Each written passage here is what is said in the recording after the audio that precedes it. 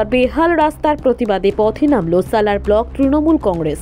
সালারে rail gate jam আটকানোর জন্য নতুন করে রাস্তা তৈরি করে দিয়েছিল রেল দপ্তর। বছর ঘুরতে না ঘুরতেই সেই রাস্তার বেহাল দশা। রেলগেট পড়ে গেলে জ্যাম আটকা পড়ে সালার। ওই রাস্তা তৈরি হওয়ার ফলে কিছুটা হলেও জ্যাম আটকানো গেছিল। দীর্ঘদিন ধরে ওই রাস্তার বেহাল দশা। বারবার রেল দপ্তরকে জানিয়েও কোনো সুরাহা হয়নি। জ্যাম থেকে মুক্তি পেতে অনেকেই ওই রাস্তা দিয়ে ঝুঁকি নিয়ে পারাপার করছেন। যে কোনো মুহূর্তে ঘটে যেতে পারে বড়সড় দুর্ঘটনা। এবার ওই রাস্তা সারানোর দাবিতে এবার পথে নামল সালার ব্লক তৃণমূল কংগ্রেস। আজ অর্থাৎ বৃহস্পতিবার বেলা 11টার দিকে তার ঘণ্টাখানেক পথ অবরোধে নামে।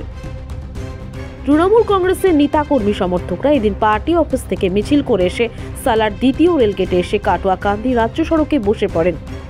মানুষের সুবিধার্থে এই প্রথমবার কান্দি মহকুমায় নতুন ভাবনায় নতুন মোড়কে আপনার সালার শহরে এসেছে আপনাকে সুস্বাস্থ্যের পরামর্শ দিতে Meditrust diagnostic and imaging centre. ওই অবস্থান বিক্ষোভ সভা থেকে কেন্দ্র সরকারের বিভিন্ন দুর্নীতি ও জনবিরোধী স্লোগান ওঠে। ওই রাস্তা দ্রুত সারাইয়ের দাবি করে হুঙ্কার ছাড়েন ব্লক তৃণমূল কংগ্রেসের সভাপতি মুস্তাফিজুর রহমান সুমন। তিনি জানান, যদি রেল এই কাজ না করে তাহলে দ্রুত ওই কাজ তারা নিজেরাই করে দেবেন বলে জানিয়েছেন। সালার থেকে যারা বর্ধমান কলকাতা অভিমুখে যায় তাদের জন্য সালার থেকে বেরিয়ে যাওয়ার এটাই হচ্ছে মেন রাস্তা। আমরা বেশ কিছুদিন থেকে দেখছি যে এই রাস্তাটা চরম বেহাল অবস্থায় আছে। এটা কেন্দ্র সরকারের বা রেল কর্তৃপক্ষের কোনো ভ্রুক্ষেপ নাই। এই রাস্তাটা আপনারাও সকলে দেখেছেন যে কয়েকদিন আগে হওয়া রাস্তা।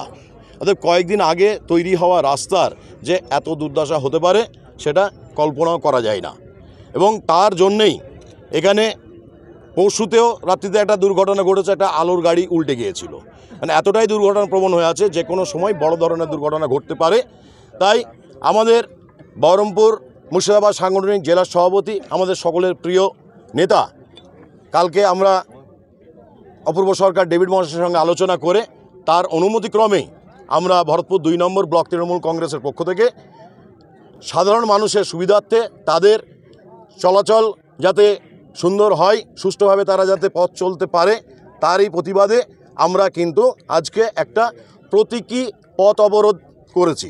কারণ প্রতীকী শব্দটা এই কারণেই বলছি, কারণ আমরা যে রাজ্যে বাস করি, আমাদের সর্বময় নেত্রী, আমাদের সকলের জনগণ মন অধিনায়িকা, পশ্চিমবাংলার অগ্নিকন্যা, আমাদের মাননীয় মুখ্যমন্ত্রী, তিনি কখনোই চান না যে সাধারণ মানুষের কোনোভাবে ব্যাঘাত ঘটুক। এই জন্যেই আমরা আজকে একটা প্রতীকী পথ অবরোধ করে সাধারণ মানুষকে জানান দিতে চাই যে কেন্দ্র সরকার এত নিম্নমানের কাজ করেছে।